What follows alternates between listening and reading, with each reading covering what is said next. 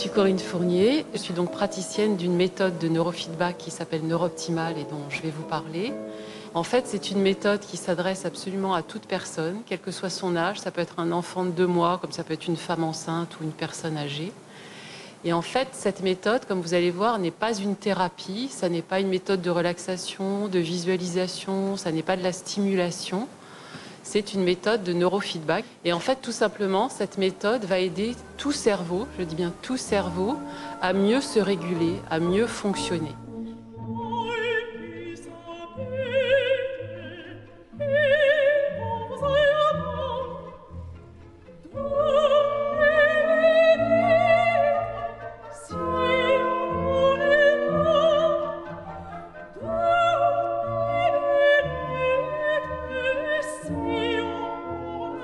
J'ai 78 ans, 29 ans de psychanalyse personnelle, je ne sais combien de séances de MDR, séances de thérapie de groupe, de massage, de lifespan, et maintenant de neurofeedback.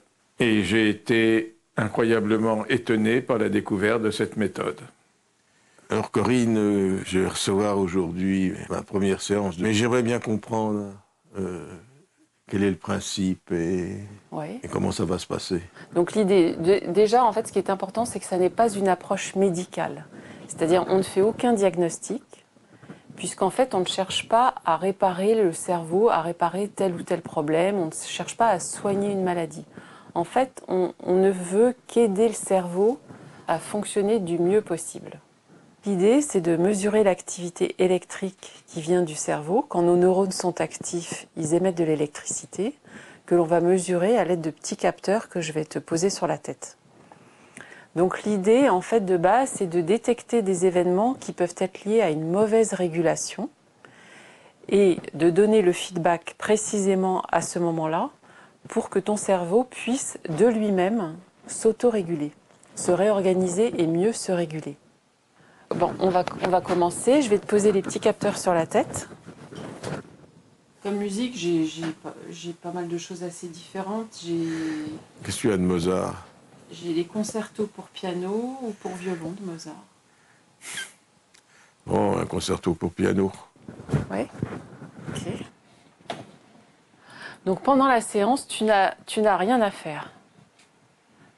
Tu n'as pas à te mettre dans un état particulier en pensant que ça va être plus efficace. Tu n'as pas à penser à ton problème de sommeil ou à un autre problème. Ça se fait tout seul.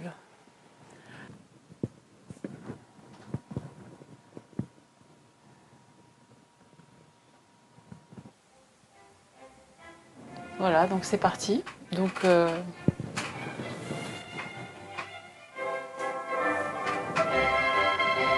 voilà.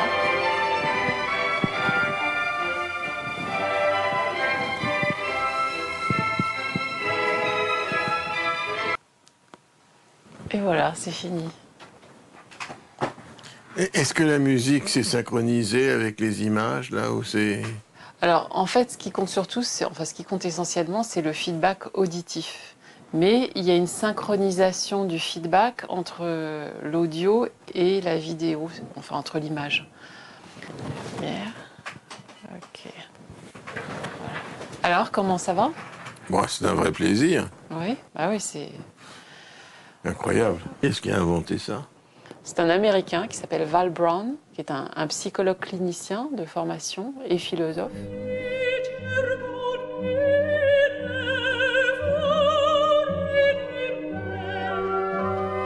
When you discover biofeedback? After I got my PhD, and I was actually working at a hospital as the director of behavioral sciences, and the hospital wanted to bring biofeedback and neurofeedback back into the forefront. And I said, great, send me to a conference, let me see what the state of the art is, and then I'll make some recommendations about what we do. And that would have been 1990. Because the thing that really struck me at the time, and it still persists today in the mainstream of neurofeedback, is the belief in hyperlocalization spatially but also diagnostically. So there are discrete disorders, each one has to be treated differently, If you don't do that, you don't really get the treatment effect. And I kept looking at that saying, that's just got to be wrong. It just doesn't make sense to me. You know, almost all of these things we call disorders have significant sleep difficulties associated with them.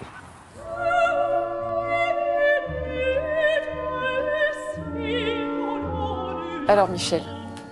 Oui. Où en es-tu depuis la dernière séance? Donc aujourd'hui, c'est notre 5e séance. Oui, c'est ça, depuis 2 mois. Voilà, ça fait pile 2 mois. Eh bien, ce matin, je me suis pesé. Oui. Et en 2 mois, j'ai perdu 5 kilos. 5 kilos? Oui. J'étais boulimique. Oui.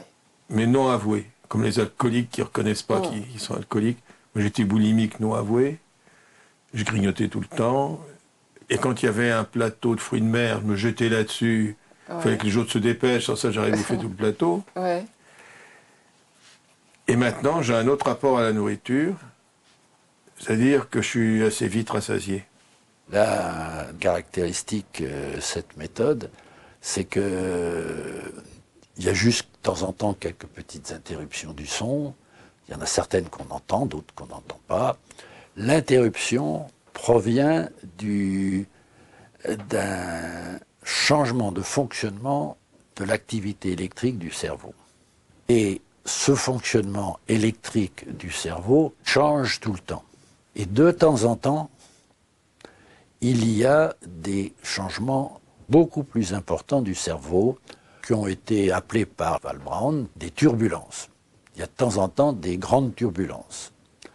Le logiciel qui est dans l'ordinateur, son travail est de détecter ces turbulences. Il mesure en fait 256 fois par seconde, tu vois, ça fait 4 millièmes de seconde entre 2 mesures. Il regarde pendant un certain nombre de temps comment le cerveau de la personne fonctionne. Et s'il y a brutalement quelque chose qui est inhabituel, il se dit, là, il y a une turbulence.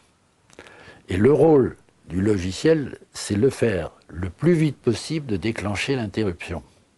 Si, encore une fois, cette interruption du son est suffisamment proche du déclenchement de la turbulence, ça a une signification pour le cerveau. Le bouchon de magnésium fiche le camp, le calcium rentre et la connexion entre 2 neurones a été modifiée. Il y a eu apprentissage. Votre fille a quel âge? Elle a 36 ans. Et qu'est-ce qu'elle présente comme difficulté? Alors, elle est handicapée mentale et physique, avec des symptômes autistiques.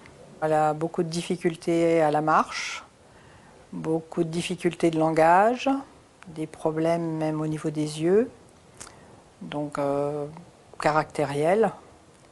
Dès la première séance, Sandrine avait après un regard beaucoup plus franc, plus soutenu. Et puis, peu de temps après quelques autres séances, elle avait une meilleure prononciation des mots, beaucoup moins de difficultés de langage. Au niveau de ses problèmes d'équilibre, elle avait beaucoup plus de stabilité, même sur une pente douce. Donc maintenant, elle arrive à marcher sans perdre l'équilibre. Et ça en combien de mois? Alors depuis novembre jusqu'à juin, et en sachant que seulement une fois tous les 15 jours, voire une fois par mois. Oui, c'est ça.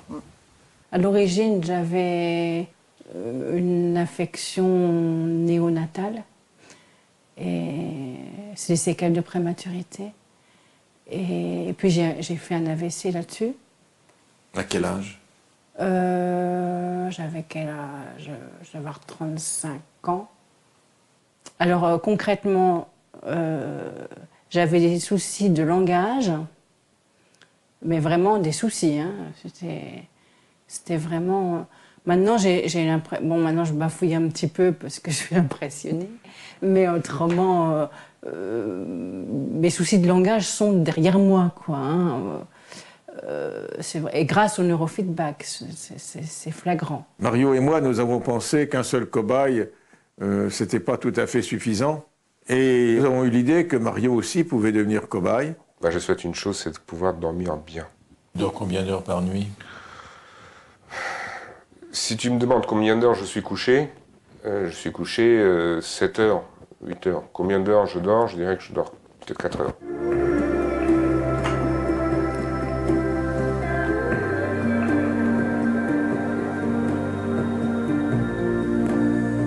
Ça fait maintenant plus de 2 mois que je n'ai pas touché, quoi. Et sans aucun effort. C'est-à-dire que je ne suis pas là en train de dire il faut que je dorme, comme je disais avant, tu vois, allez, ferme les yeux, pense à rien, dors. Non, je me couche, je suis bien, je dors. Il y a dans notre cerveau 2 classes de neurones, les neurones excitateurs, inhibiteurs. Pour les appeler d'un autre nom, il y a les accélérateurs et le frein. Bon, ce qui se passe en général dans notre cerveau, et ce qui s'est passé, si tu veux, dans les exemples que tu donnes pour toi, ça veut dire que pour ces systèmes de commande du cerveau, des systèmes digestifs par exemple, les freins ne marchaient pas. Et il faut freiner pour réguler les neuroexcitateurs qui veuillent aller le plus vite possible. Donc, ça veut dire que pour toi, les premières zones du cerveau qui ont déclenché des interruptions parce qu'elles avaient des turbulences ont été le système digestif. Mais peut-être que la séance d'après, c'était ceux qui intervenaient pour le domaine de l'angoisse. Et ça, on ne peut pas savoir, de même que l'on dit au début à tout le monde qu'on ne peut pas connaître le nombre de séances à l'avance, puisque c'est le cerveau qui se débrouille tout seul.